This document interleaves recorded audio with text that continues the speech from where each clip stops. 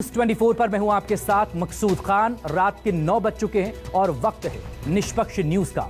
सबसे पहले आपको वो बड़ी खबरें बताते हैं जिस पर निष्पक्ष न्यूज में आगे डिटेल में बात होगी। पहली बड़ी खबर कर्नाटक विधानसभा चुनावों से जुड़ी हुई है। कर्नाटक में राहुल गांधी का वार, 40% कमीशन वाली है ये सरकार। दूसरी बड़ी खबर मल्लिकार्जुन खड़गे के विवादित बयान के बाद उनके बेटे प्रियांक खड़गे के विवादित बोल सामने आए हैं। बीजेपी नाराज है, चुनाव आयोग पहुंची है। नालायक कौन है, लायक कौन है, डिटेल में आगे बात होगी। लेकिन तीसरी बड़ी खबर में दरअसल बात होगी वादों की। कर्नाटक में अब की बार किसके वादे से बनेगी सरकार? बीजेपी का मैनिफेस्टो आ चुका है, कांग्रेस का आने वाला है, डिटेल आपके सामने होगी। लेकिन चौथी बड़ी खबर में बीजेपी को लगे झटके की बात होगी। कौन से बड़े नेता ने बीजेपी का दामन छोड़ दिया है और कांग्रेस का हाथ थाम लिया है, आपको आगे बताएंगे।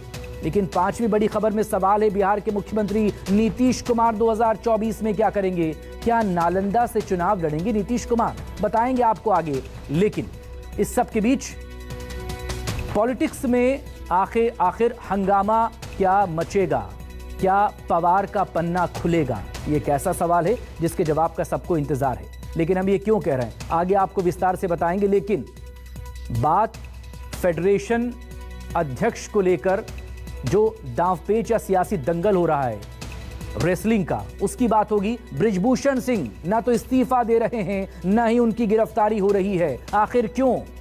सवाल का जवाब मिलेगा आपको आगे निष्पक्ष न्यूज में। लेकिन बात सबसे पहले कर्नाटक की।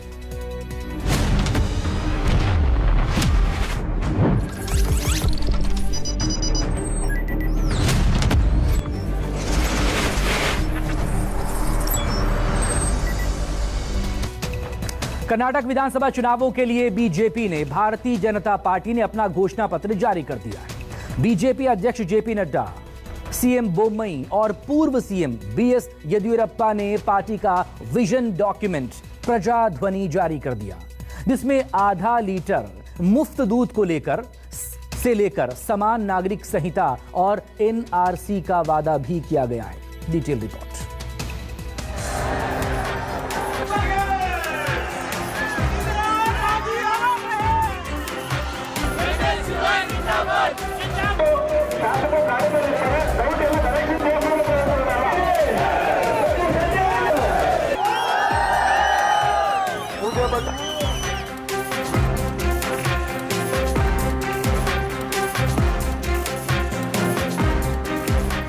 कर्नाटक में सत्ता बरकरार रखने की चुनौतियों से जूझ रही भारतीय जनता पार्टी ने लोक लुभावन घोषणाओं का पिटारा खोल दिया। मौजूदा मुख्यमंत्री बसवराज बोम्मई और पूर्व मुख्यमंत्री बीएस येदियुरप्पा की मौजूदगी में बीजेपी अध्यक्ष जेपी नड्डा ने कर्नाटक चुनाव को लेकर पार्टी का घोषणा पत्र जारी कर दिया।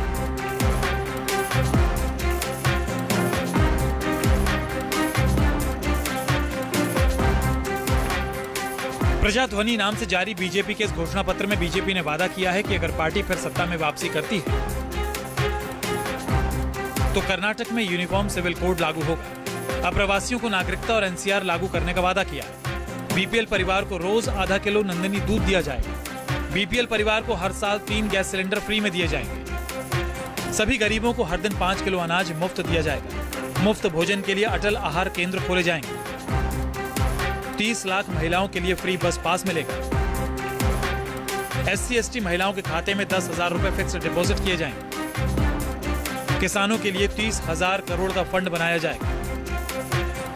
सभी वरिष्ठ नागरिकों का साल में एक मास्टर हेल्थ चेकअप मुफ्त किया जाएगा। राज्य के 10 लाख बेघर लोगों को रहने के लिए मकान दिए जाएंगे। शहरी गरीबों के लिए 5 लाख घर बनाए जाएंगे। शहरी गरीबों के लिए 5 लाख घर बनाए जाएंगे। आदि संगठनों पर बैन लगाने, गरीब परिवारों को तीर्थ यात्रा के लिए 25,000 रुपए की मदद का वादा भी किया है। लेकिन कांग्रेस ने बीजेपी की तमाम घोषणाओं को छलावा करार दिया है।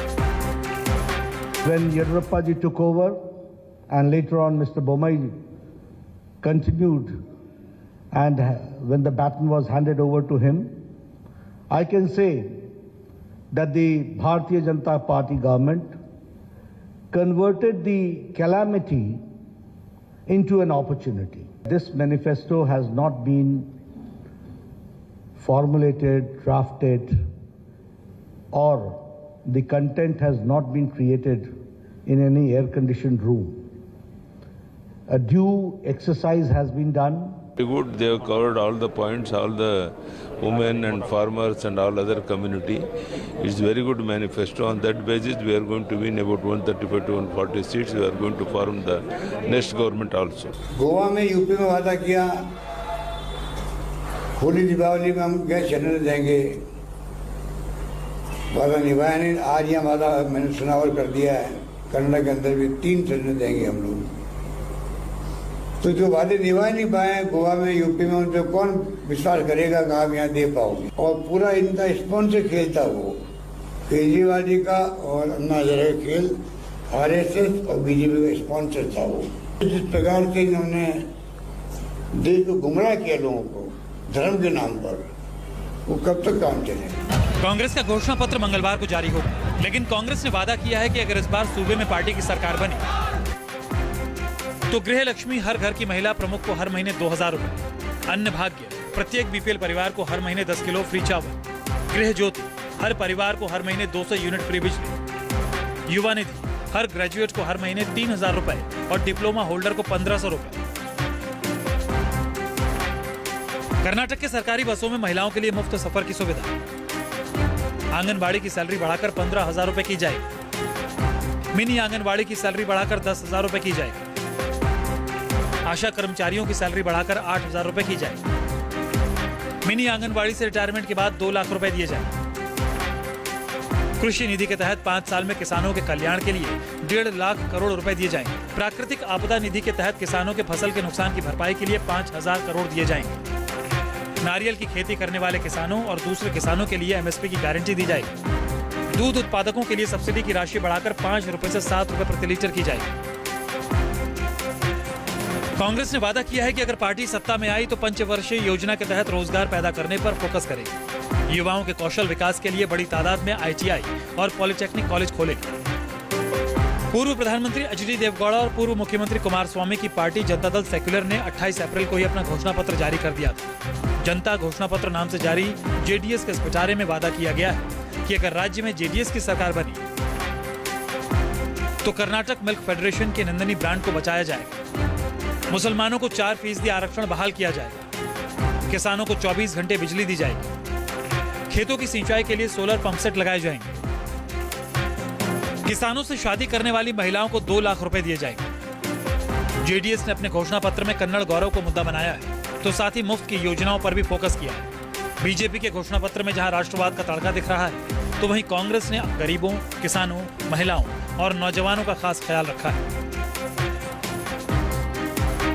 कर्नाटक विधानसभा चुनाव के लिए बीजेपी ने जो घोषणा पत्र जारी किया है उसमें हिंदुत्व के एजेंडे को भी रखा गया है, यानी UCC और NRC इसमें शामिल है। इसके साथ ही फ्री की रेवरी यानी गरीबों के लिए फ्री की रेवरी के भी कई वादे किए गए हैं। जाहिर तौर पे समझा जा सकता है कि मोदी नीति के खिलाफ बीजेपी फ्री की रेवरी बांट रही है। इसका मतलब है कि कर्नाटक का अग्निपथ आसान नहीं है और कांग्रेस की फ्री की गारंटी के काट के तौर पर बीजेपी ने अपने घोषणा पत्र में हिंदुत्व और फ्री की जो रेवरी है उसका जिक्र किया है। कैमरामैन अभय नाथ के साथ कुमार गौरव, न्यूज़ 24।